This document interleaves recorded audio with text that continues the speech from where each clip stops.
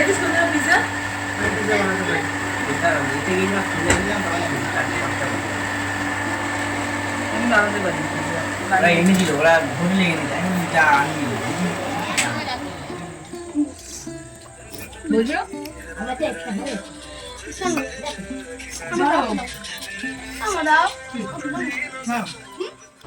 নমস্কার বন্ধুরা, শুভ সন্ধ্যা। দক্ষিণ চব্বিশ পরগনা জেলার ছোট্ট একটি গ্রাম থেকে মা মান্টু ভিলেজ ব্লগ চ্যানেলে আরও একটা নতুন ভিডিওতে সবাইকে অনেক স্বাগত, অনেক ভালোবাসা। তো তোমরা কেমন আছো? আশা করি তোমরা ভালো আছো, সুস্থ আছো, আর তোমাদের আশীর্বাদে আমরা এখন একটু ভালো আছি।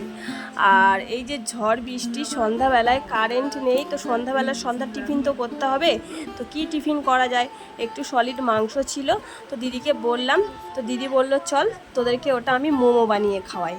তো সেটাই আজকে তোমাদের কাছে শেয়ার করছি। দেখো দিদি মানে কিমাটা করে রেখেছে, আর তারপর দেখো আস্তে আস্তে ময়দা দিয়ে মোমোটা বানাচ্ছে।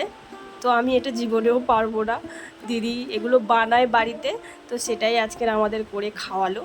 আর মোমোর সাথে জানো তো স্যুপটাও বেশ ভালো লাগে। দিদি বলছিল যে স্যুপ করবে না, সস দিয়ে খেয়ে নিতে।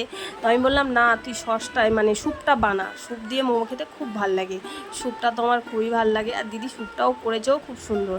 তো এই যে দেখো, একদিকে দিদি মোমো করছে আর একদিকে আমি ভাপাচ্ছি। তো মোমোগুলো কি সুন্দর হয়েছে না, ফুলকো ফুলকো ফুলে বেশ মানে খুব সুন্দরই হয়েছে। দোকানের মোমো যেমন খেতে হয় ঠিক তেমনই স্বাদ হয়েছে, আর স্যুপটাও তো আমার খুব ভালো লেগেছে।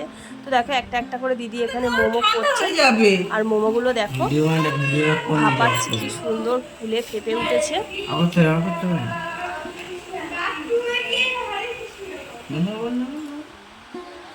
আর তারপর মোমোগুলো ভাপানো হয়ে গেছে, আমি আস্তে আস্তে সেগুলো মানে তুলে নিচ্ছি। তো জানো তো আমাদের বাড়িতে সবাই বেশ মোমো খেতে মোটামুটি ভালোবাসে।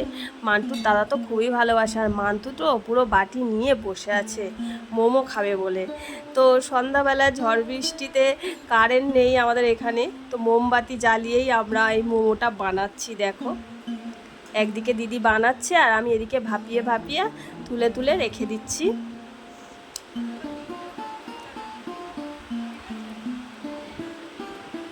আর তারপর এই যে দেখো স্যুপও বানানো হয়ে গেছে। স্যুপের রেসিপিটা তোমাদেরকে দেখাতে পারলাম না। ওর মধ্যে দিয়েছিল বাঁধাকপি আর গাজর আর লঙ্কা কুচি দিয়েই স্যুপটা বানিয়েছিল। তো দিদি প্লেটটা সাজালো, আমি বললাম একটু প্লেটটা সাজা, তো তার জন্য দিদি একটু প্লেটটা সাজিয়ে দিল। আর মোমোটা খেতে না খুব মানে সুন্দর হয়েছিল। তো দিদিরা আর কি এগুলো বাড়িতে প্রায় বানায়, তো সেটা আমাদেরকেও বানিয়ে খালো। আর আমাদের বাচ্চা কাচ্চাগুলো দেখো মোমো খাচ্ছে আর কত কিছু বলছে। মারবো না, না আমার নেই।